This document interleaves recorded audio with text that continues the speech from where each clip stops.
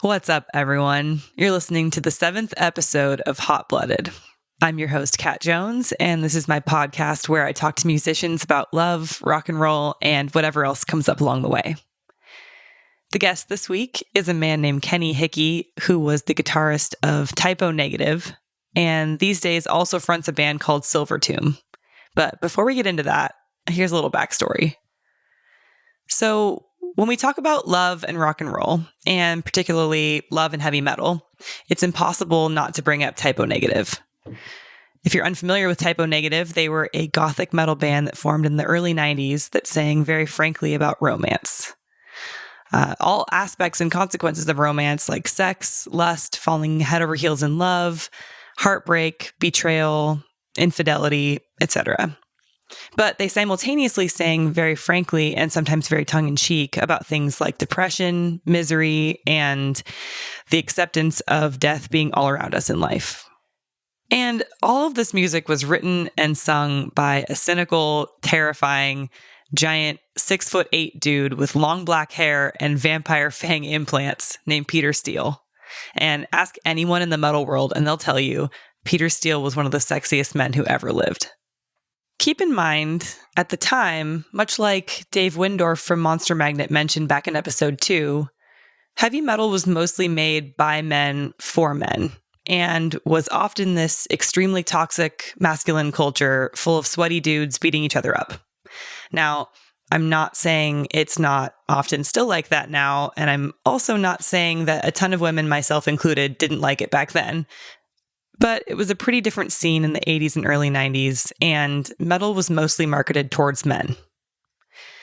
So basically what happened was this band in Brooklyn, New York called Carnivore broke up. They were one of the angriest, most aggressive metal bands of all time, with a following of equally angry and aggressive dudes. And Peter decided he wanted to break that mold and form a new band with a slower, more sensual sound. His guitarist in Carnivore turned down the opportunity, so he called up his friend Kenny Hickey to join the band instead. And they burst onto the scene with this new sound and these topics that were not covered by any other popular metal bands at the time. Not only were they open about their feelings, but their music was by and large written about and for women. And Peter was the perfect person to pioneer and normalize this type of music because when you look like he did and get laid as often as he did, who's going to fuck with you? Anyway, in the beginning, after signing to Roadrunner Records in 1991, they put out a couple of albums that, while having a lot of the qualities I mentioned previously, were still pretty abrasive and angry, albeit tongue-in-cheek. They were called Slow, Deep, and Hard and Origin of the Feces.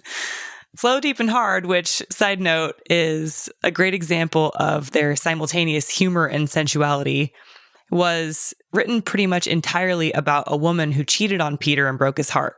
And it was basically meant to be catharsis for him while he was getting over her. But by the time they recorded it, he was pretty much over it. So the end result is this angry but kind of hilarious record where you hear him gleefully calling her names and screaming theatrically over sounds of her having sex. But the two albums that followed that era, Bloody Kisses and October Rust, represented a total shift in their direction toward that slow, sensual goth sound for which they eventually became world famous. Kenny's guitar tone sounds like satin sheets on your ears, and they sang about threesomes and Christian women masturbating and hot goth girls who love themselves, you name it. The entire experience of their music turned from aggression to pure unadulterated sex. During that time, not only did women start coming to shows in droves, but they also had some pretty huge pop culture moments as well. Like Peter got invited onto an episode of The Jerry Springer Show about groupies and also posed nude for Playgirl. Their backstage experience also turned completely bananas, and wherever they went, women and men wanted to party with them. This continued on until the wheels kind of started to come off in the early 2000s, and ultimately Peter passed away in 2010 due to an aortic aneurysm at the age of 48, and the band broke up. So to this day, Peter Steele and Type O Negative as a whole are considered to be cultural icons, not only in metal, but in goth sexuality as well. So for this podcast, I really wanted to talk to Kenny Hickey for a couple of reasons. One, because I wanted to know what it was like back then, watching the shift between playing aggressive music and switching to this woman-centric, sultry sound that changed the entire culture surrounding the band. And two, Kenny is still married to Bonnie Hickey, the same woman he's been with since the 80s, meaning that while all this insanity was going on at the height of Typo's fame, and while he was on the road constantly with no cell phone or internet to aid in communication, he was also trying to navigate a serious committed relationship. So here is our conversation.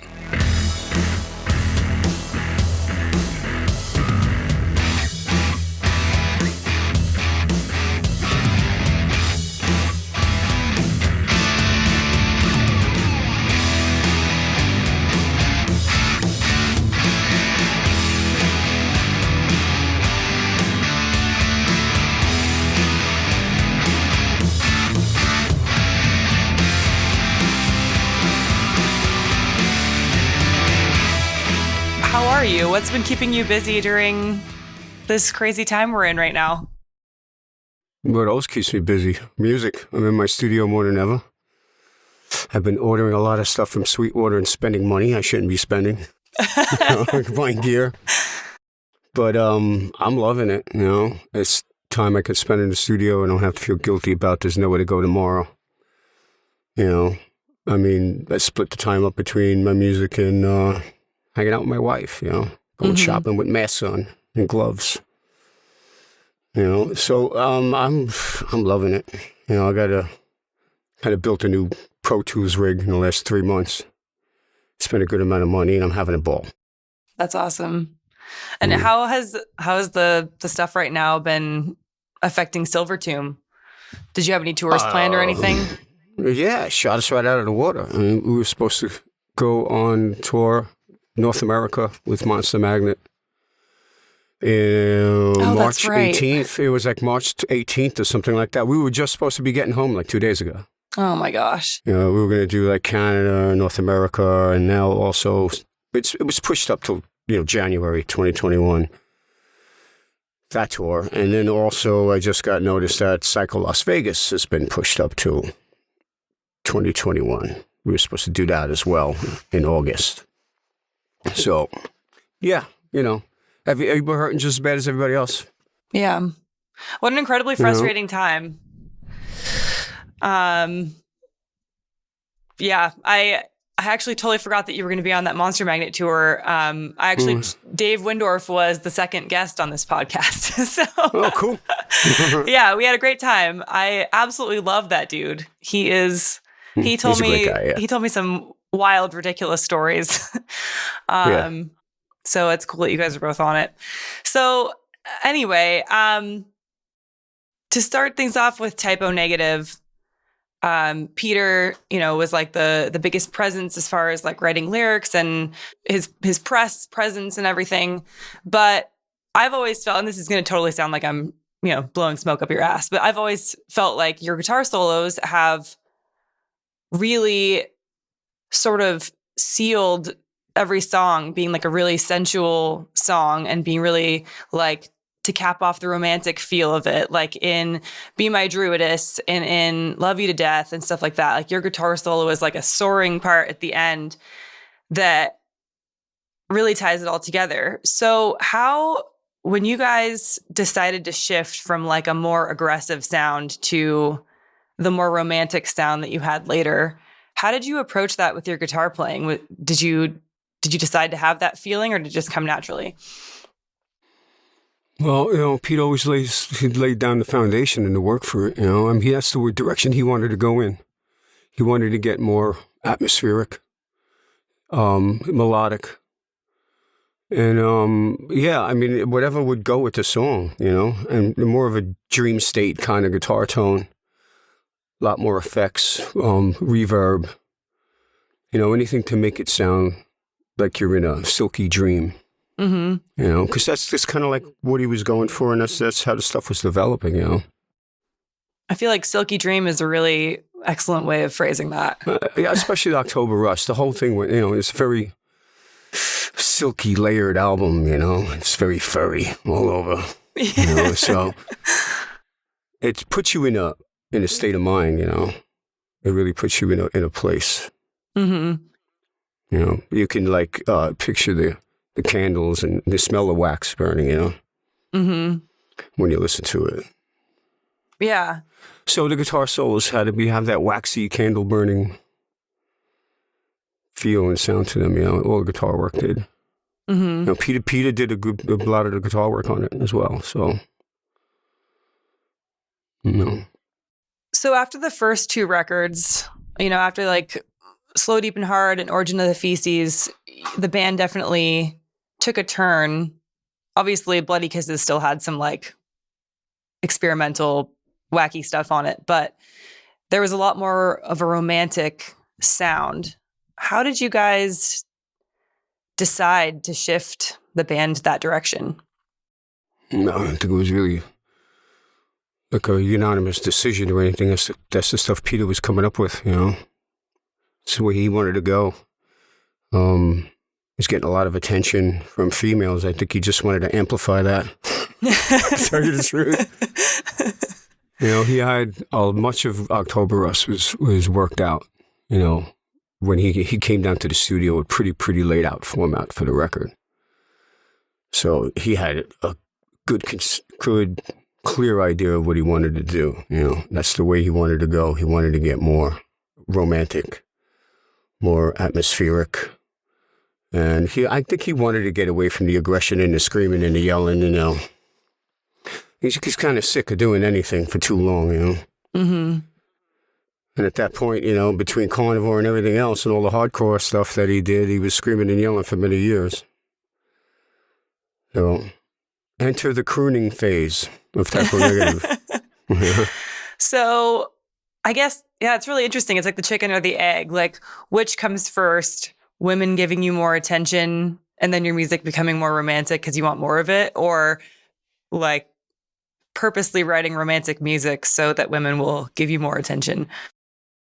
Well, I think that the first idea going from Slow, Deep, and Hard to Bloody Kisses was to write more melodic. That was the challenge, you know. It's like Pete always said, it's way harder to write a melody than to scream your head off. So that was the first stage, you know, making music that was more melodic, which required singing. You know, and that's how he started developing his singing style and his tone, which was very unique right from the start, you know. I mean, you could hear pieces of it in Slow, Deep, and Hard. There was moments where he almost sang, you know, but, you know, it just was taken further with Bloody Kisses. So it started with trying to become more melodic, you know, keeping the dark atmosphere of the band, you know, and the attitude of the band, but being more melodic, you know. And it was purposely geared towards being romantic or females involved. I think Peter was always honest, you know, with his writing, and women were always a very upfront concern for him, you know, front and center. Mm-hmm. I mean, even Slow, Deep, and Hard, even though Slow, Deep, and Hard is basically, you know, 70 minutes of screaming and yelling, it's all about a woman, you know. Right. Just not in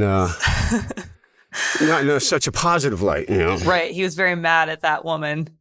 Yeah. Well, it was about, you know, being hurt. So, and the phases of emotion you go through when you've been betrayed, you know. So. Do you remember the story of what happened that inspired him to write that song or that whole album? His ex-girlfriend, who he was really crazy about. I won't mention her name because I can't remember her name. But, and this is right before Typo formed. She apparently cheated on him. He was very in love with her. And she was, you know, she was a kind of a goth chick, you know. She liked alternative underground stuff, you know. She was listening to Nick Cave, stuff like that, you know. Thought Peter was like a heavy metal moron, you know.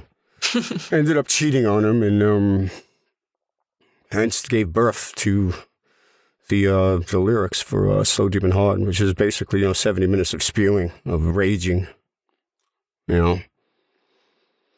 So, yeah, she was the inspiration for that. I had never actually, I don't believe I ever met her in person. I might have for a minute somewhere at some show, but probably not. You know, she was pretty much out of Peter's life when Typo formed. Typo formed in summer '89, so that was already over. The lyrics were already written. And shortly after we had formed, we had started actually rehearsing the stuff in a small studio on Clinton Road. So I heard all about this lady through those lyrics only. So what you know about her is what I know about her.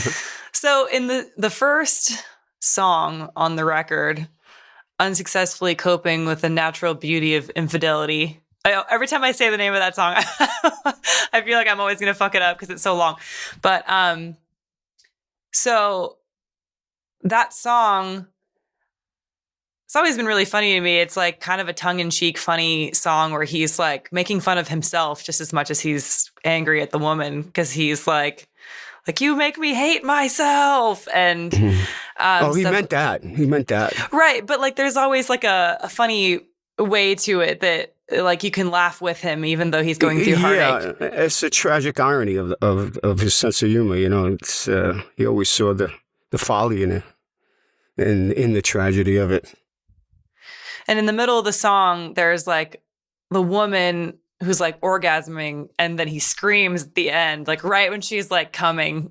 well, that what that's supposed to be is she's banging some dude, and he walks in and opens the door and catches them and screams, "Ah!" It's genius. Yeah, it's genius. Well, that song also has one of my favorite funny Typo moments where he goes, Kenny, and then you play a guitar solo. And also when he's like, check this out, and like does his bass solo. So it seemed like you guys were having a really good time, even though he was going through heartache. Yeah, at that point, I think he was over it, you know. The lyrics had been written. He was pretty much over her by then. By the time we were actually recording it, you know, and working out the music. She was long gone. So after that phase, when you guys started going more romantic and writing songs like Christian Woman on Bloody Kisses, did you notice a shift in the amount of women coming to shows? Well, when we were locally, we were gaining popularity locally. It went from, because obviously when we first started out, it went from basically a carnivore fan base, skinheads, to metalheads, and then like Bloody Kisses, it was mixed, you know. There was some females, not many. I'd say maybe, 12%, something like that. But only after Bloody Kisses was released, and then we started touring. And the first video was released for Black Number One. And then it started being played. Then a flood of women started coming down to the shows. And, I don't know exactly why. It's a mix between the music and Peter's image, I would imagine, Mm-hmm. So it wasn't like we were aiming to do that, we were targeting females. It just happened. And then I guess we just went with it, And really, at the time that grunge exploded, right? And everybody was wearing flannel and knapsacks and stuff. And they were playing down the whole sex, drugs, and rock. The sex and rock and roll thing wasn't cool anymore. The drugs were, but the sex and rock and roll wasn't cool anymore. But we were still like this stripper band downtown. And like every night there was like 80 strippers, It's unbelievable. That's amazing. That must have been really fun. It was fun, yeah. It was a lot of fun. I mean, every night was a Saturday night. The people were like, we would like pack the front lounge of the bus and pass drinks out to everybody and crank up the music. Everybody be dancing. The bus would be rocking. It was fun. We had a blast. It was always like, well, this could be over any minute, so let's make the best of it right now. Who knew that it would go on, 25 years? Tell me about the first time that a woman paid attention to you because you were in Typo Negative. I'd say that'd have to go way, way back, to the very beginning. And playing Lemoore and stuff. I don't remember specifically. I do remember that I used to basically live in Lemoore, that was the rock club in Brooklyn everybody went to.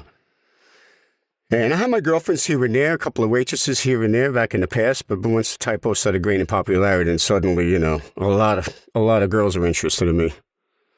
Which is, obviously bullshit, but it is what it is. I had already been with Bonnie, who's now my wife. I met Bonnie in 1986. Wow. Yeah. Pre-typo. Oh. What was it like being in a serious relationship while all this was going on? Really hard. I mean, we had a volatile relationship right from the start, me and Bonnie. And, of course, rock and roll just intensified that and complicated it even more,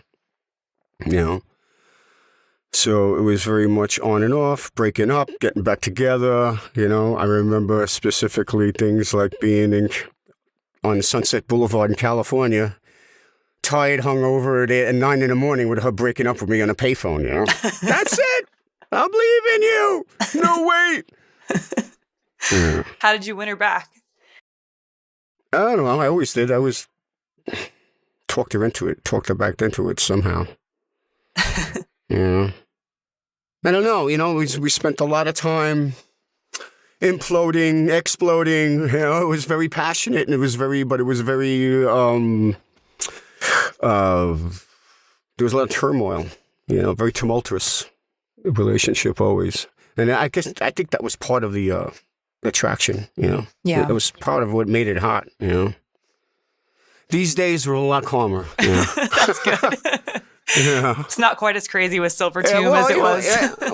After 2 kids, and being together for 32 years, me and Bonnie. I think we finally found a place where we're more content with each other, and not always having to be at each other's throats and hearts simultaneously. Mm-hmm. Sometimes they go hand in hand. Yeah. So, did you guys have a system for getting groupies to the back to meet up with Peter? Or how did that work? Did they just sort of show up? Well, back in the day, yeah, we had techs that would go out and they would give out backstage passes and go pick them. And Peter would give them tips or money, the techs, if they came back one and he got lucky. Give them $50, So they would go in and they would just pile out, they'd just collect up the girls, and then after the show, they'd all come backstage or on the bus. Wow. I love that they got tipped extra for finding groupies for Peter. Yeah. That must have been fun. He wouldn't stay on, he wasn't like Gene Simmons, he wouldn't stay on stage and point at girls or anything like that, but they would just go out and, I would guess, collect as many as they thought were good looking and then bring them back. As many as Peter could handle for one night. I think they were interested in themselves too, and the ones he rejected, probably wanted to go for them. Yeah. But it was fun. It was always interesting, There was always these crazy people all backstage, every night, and party was on every night. Every night was a Saturday night for many years. What's one of the weirdest things that you saw during that time? Oh, weird. I've seen a lot of horrible things too that were traumatic. Yeah. That I'd rather forget. But you mean as far as girls go? I mean, we could talk about whatever. Yeah, I mean, at what point were you just looking at this scene going, oh my God, what have we done? This is insane. Many points, Points where there were husbands and boyfriends banging on the bus door, waiting for their wives and their girlfriends and stuff like that. At certain points I was like, what is going on here, and we're going to pay for this one day. Yeah. Did Peter ever get into any fights with the boyfriends and husbands? No, he always managed to stay separate from all that. You know, you always have a tour manager and people, you know, as a buffer between any of us in a situation like that. You know, but there was one situation that happened when we were opening for Danzig. This was probably 1993, I'm thinking. And then we were playing in San Francisco. I forget, Warfield in San Francisco, I believe, with Danzig. And a guy, we were on stage, Typo was on stage, and a guy had tried to walk in through the front door without paying a ticket, and the security guy tried to stop him, and the guy took out a knife and stabbed him to death right there. Oh, my God. This is the security guy for the place. And my bus driver, who was like 3 feet tall, she may be like 5 feet, all right? 3 feet is an exaggeration, he's about 5 feet tall, tackled the guy down to the ground, got the knife from him. Anyhow, the guy went away for murder for 15 years, but apparently he was trying to kill somebody in typo negative. Wow. I'm assuming it was Peter, so for God knows what reason.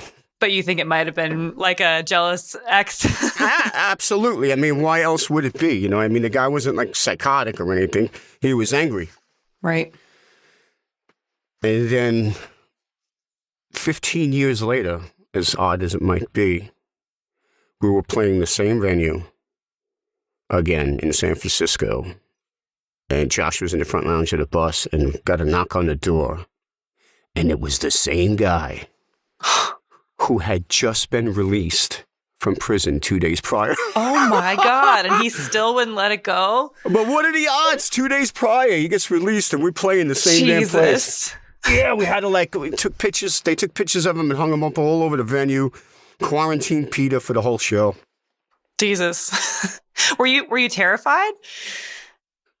I mean, yeah. I mean, you know, people are crazy. You know, you never know what to expect from anybody. I mean, I think this was pre-Dimebag, what happened, before what happened to Dime, I believe. I don't really remember. I think so, though. It was. But, yeah, he got into the show, too. They let him in. And they just watched him. Wow. I can't believe he didn't just get kicked out entirely. That seems insane to me. I believe they let him in. They checked him for anything, you know, for weapons or anything like that. You know what I mean? Like, listen, you can't kill them, but you can watch the show. Jesus. So what was it like when the groupie situation got so ridiculous that Peter was then invited on Jerry Springer to do that groupie episode? That was hilarious, man. That was a hilarious episode. It was. Peter had a knack for picking what we call professionals. The one girl at the concert who showed up with a suitcase, you know, to move in with us. One girl came on the bus with a suitcase once. I looked at Peter like, really? It got whacked, you know. They after like Playgirl and all that stuff, they started seeking him out, you know. Mm-hmm. And Sharon Osbourne was like blown away by, like, at the time he was touring. We were touring with Ozzy. He had like a different like supermodel every day on the side of the stage, and Sharon was like, I can't believe him. She was convinced he was gay because he was with a different woman every day. Oh, my gosh. He was faking it. That's hilarious. So behind the scenes, did Peter ever seem like, he's like, what kind of thing am I creating here? Oh, he loved it. Are you kidding me? He loved every minute of it. I mean, there's a few things he liked about rock and roll. Number one, he liked writing music and recording. And he liked drinking. And he liked women. He hated touring. He hated playing live. He hated doing interviews. He hated everything else, you know. So, you know, it was his dream come true, you know, and he had to hear him backstage every day, you know. Spent a lot of money on plane flights and stuff, too. Flying him around. Flying the women around? Did you always get along with the women that were hanging out with him? No, not always. So most of the time they were lunatics. Sometimes they were nuts, And then, sometimes they would talk down to like me and Johnny and stuff. Like since they were with Peter, they had a higher position than us.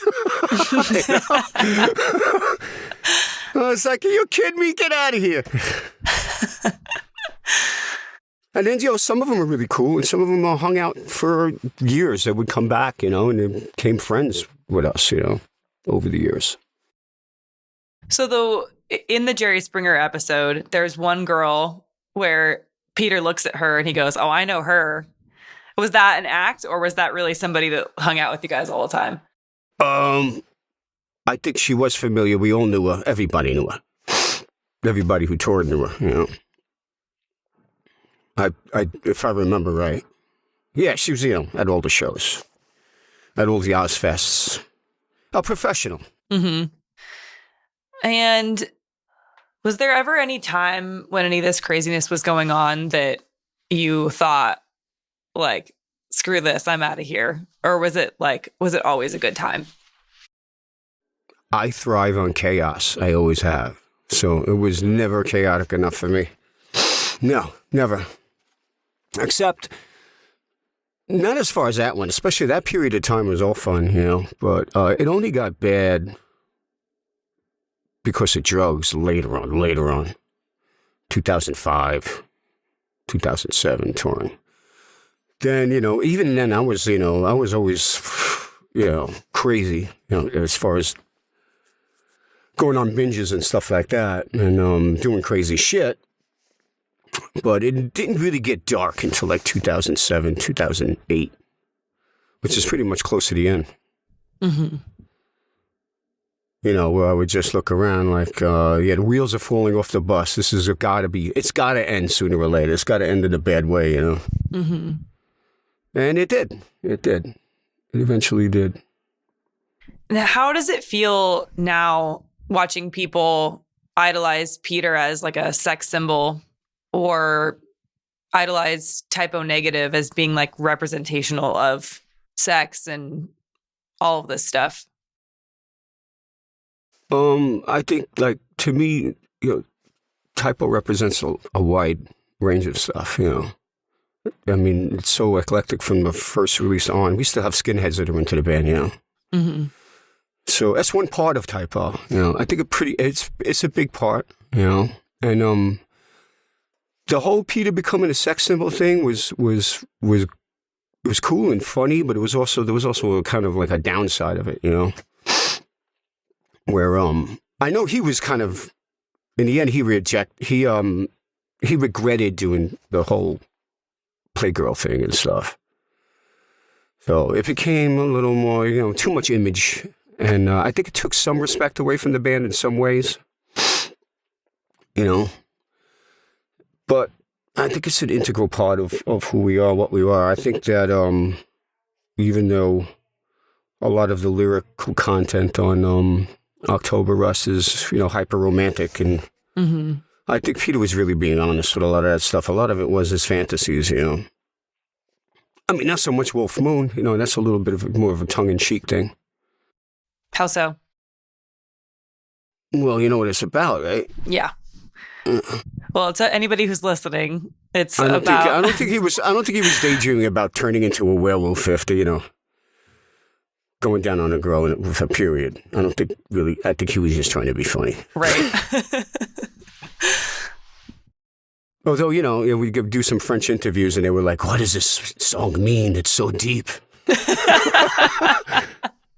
And Peter would come up with the explanation, That's I think that's why he wrote the lyrics. Just so he knew that kind of stuff would happen, yeah. Mm-hmm. So you say Peter regretted doing the whole Playgirl thing. He did, yeah. He absolutely did. There's a widely talked about rumor that that's because he discovered later that Playgirl was mostly for gay men. Is that true? No, that was one of the down things, like, for him. Like, it was kind of weird sometimes having gay guys come up to him, but he was never, like, he was always cool with them and stuff. But No, that's not why. I think he just felt in the end, it was a little bit. I mean, you go naked in front of millions of people, at a spur of a moment. It was really a spur of a moment decision because the opportunity came and the decision was made within a day or two to do it. He didn't have a whole lot of time to think about it because my manager was like, do it. It's going to be great press. And Josh was like, do it. It's going to be great press. Right. I was really not into it. I was like, are you sure you want to do this? So at the time we were kind of like coming to the top of our game and stuff, kind of high on life. And he was like, fuck it, I'll do it. And he went and did it, It's like one of those things you maybe should have forgot. You forgot not to do. Let's put it that way. Mm-hmm. Yeah, maybe if you had like just a couple more days to really think about what you want in life, then maybe you would have made a different decision. We were playing in, I think, Norway or something. I forgot where. But I don't know if it was a festival or we went to a Metallica show. And we went backstage to see the guys. And James Hetfield came out of the dressing room and looked at Peter and went, I saw you naked. I saw you naked. I mean, that was embarrassing. I felt kind of embarrassed for him. But yeah, I can imagine having James Hetfield make fun of you because he saw your dick was kind of, that would have been weird. So, I mean, it's kind of a historic thing now. So it is what it is. But, he probably would have changed. He probably would have done it differently after the opportunity. If he could go back and redo it, he probably wouldn't have done it. Yeah. I think, yeah. Those pictures really crack me up because, obviously they're great photos. Obviously, I and every straight woman likes to look at them. But what really makes me laugh about them was that he kept his Casio watch on. That's Peter. It's like, no, this is my accessory and I'm leaving it. His Casio watch. Old Spice and Casio watches, man. And a sweaty green shirt. That was Peter for real. Oh, man. Sounds amazing. So there's been many different eras of feminism that have come and gone in rock and roll. And these days, there are obviously still tons and tons of women that love Peter and love his lyrics. But there's also people who find his lyrics to be misogynist, especially in the early days, like, calling women... like calling the one woman that he's angry at a slut and stuff like that. What would you say to those people that maybe are taking those things that way? Oh, well, that's exactly what that was referring to, one woman that you were angry with her. What do you do when you're betrayed by a woman? You use language like that. Everyone does. Right. When you're angry. So it was just being real. He wasn't generally being, sexist. He wasn't being sexist at all. He was just expressing an inner emotion of frustration and anger at one woman, not all women. Mm-hmm. So that's what I would say to that. Makes and sense. As far as that goes, that whole theory, the women were the center of Peter's life. He had 6 sisters, and a mother. Don't forget. Mm-hmm. Older, all of them older than him. So basically, he had 7 mothers. So, Peter loved women. I don't believe that any of the type of lyrics were sexist. I personally completely agree with you. I just like having it on record, like what you would tell those people. I feel like in my life, I have used just as bad of language, if not worse, about men that have wronged me. So, right. That's just what happens when you're angry and heartbroken. Right. And we all do. So, and I'm sure all those people who are making these accusations do. And they're just the word police, Right.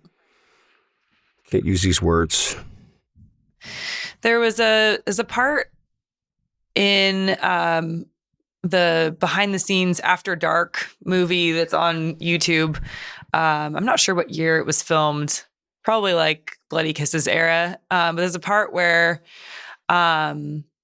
Johnny is pulled aside and he says he feels like Type O was a band where men could express emotions that weren't necessarily acceptable at the time or like encouraged, because you're allowed to talk about being heartbroken or sad or anything that wasn't necessarily going on in metal for many men at the time. Was that intentional? And do you agree with that?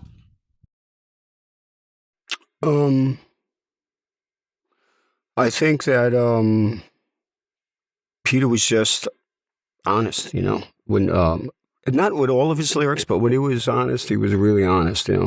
Those are my favorite. But my favorite stuff that he writes, that he wrote lyrically, was the stuff that was true. It was based in truth, like the entire Slow Deep and Hard record. Some of his best lyrics, World Coming Down, incredible. Especially if you listen to the lyrics. I can't listen to the lyrics because they're all prophetic and they're so brutally true. They came true, all of them. Yeah.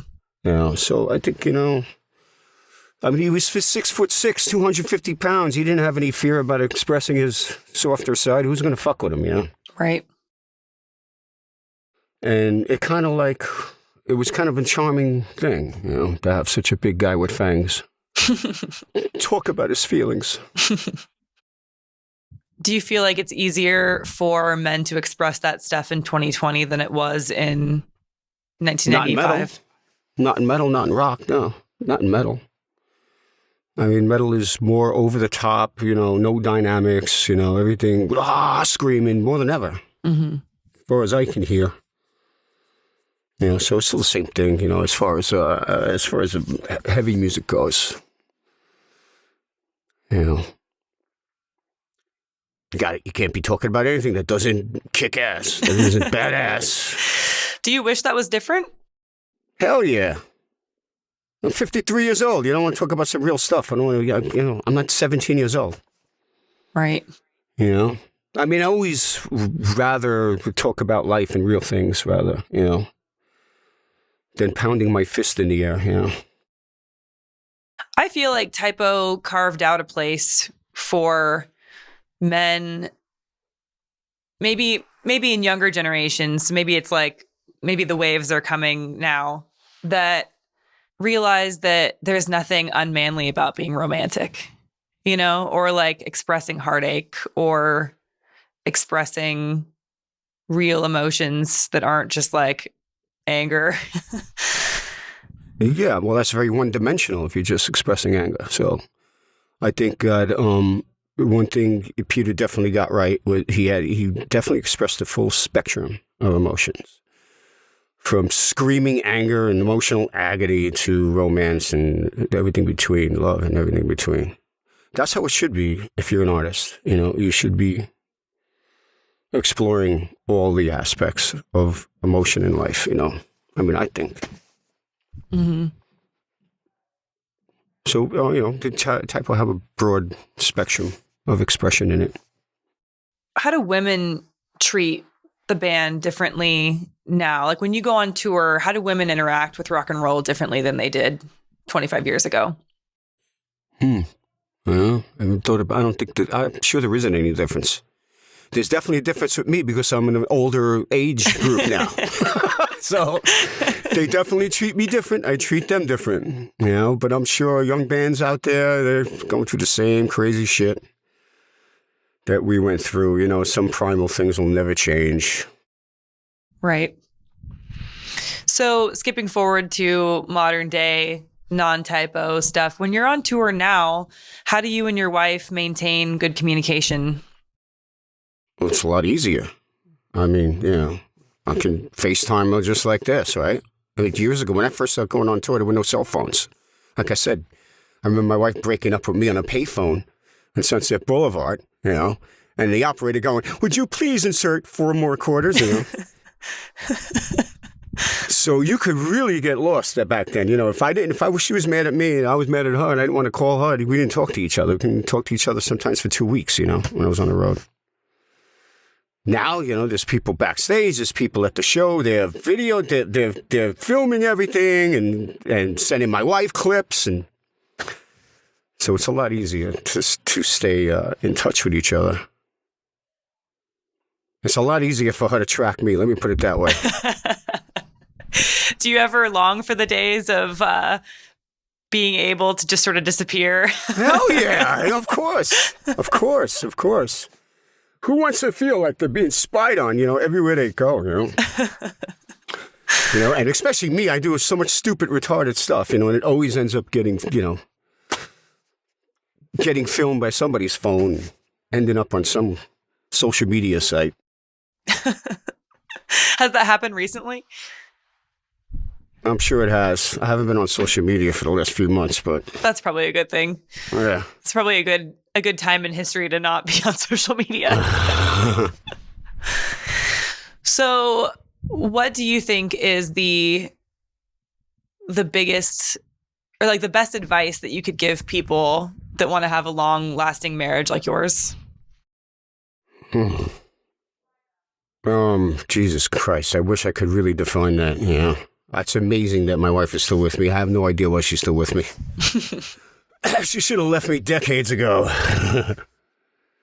But one thing of obvious, it's the obvious things, you have to really see eye to eye on major things in life, like the major things like politics and where your general outlook on life, your philosophies, whatever they might be, your religion or whatever that might be. And if you can end up having kids, of course, you have to see eye to eye and how to raise kids. So those are really important things. And of course, having things in common, too. Likes, what you like, what you're into. And that might change, as time goes on. So you also have to be open to those changes in the other person, what they're into, what they are, new things that they are into. You have to keep up with that. So, and if you want to stay married as a man for any length of time, usually the answer is yes. Okay, whatever the question is, even if you have no intentions on doing it. They'll figure that out later. Just dissolves an argument in the moment. What do you think is the biggest misconception about Peter? I think a lot of people, a lot of the conceptions the general public has of him is that he's this big, huge, tough guy, full of muscle, and he's mean and all that stuff. And he's quite the opposite. He was a hypersensitive, ultra-sensitive human being. Very complicated, ultra-sensitive human being. I mean, it took a lot just to get him to leave his house and go on the road, He was very shy, extremely shy.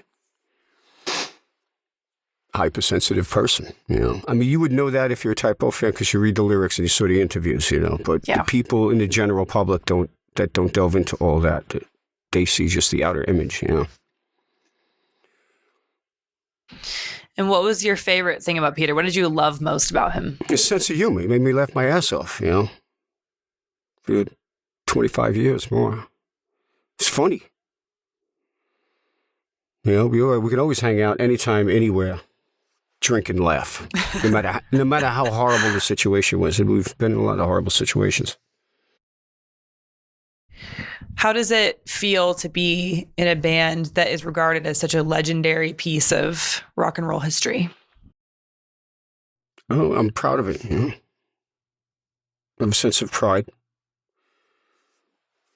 And, I'm very proud, that we achieved what we were going to achieve, what we ended up achieving. We never thought we were going to get that far, Mm-hmm. It would last that long. And, I guess in a large way, having some amount of permanence through art or your music is really the goal, and we've achieved that to some degree. The music will be around for a long time, hopefully a lot longer than me. It's a great feeling. It's a really great feeling when, I'm walking through Manhattan or I'm on the subway or whatever, and I run into fans, they just come up to me, and it's always like a whole lot of love, and, and they're honest love. That's great. That must feel really good. Yeah. It does. Well, we are all incredibly, incredibly grateful for the contributions that you have given us and how much you've moved us. Typo is an amazing band, and Thank you. And thank you so much for sharing all that with me. I feel really honored to hear all those crazy backstage stories and all that. The Anytime. James Hetfield one especially tickled me. Anyway, thank you so much, Kenny. And I'll talk to you soon. All right, cool. Thanks, Kat.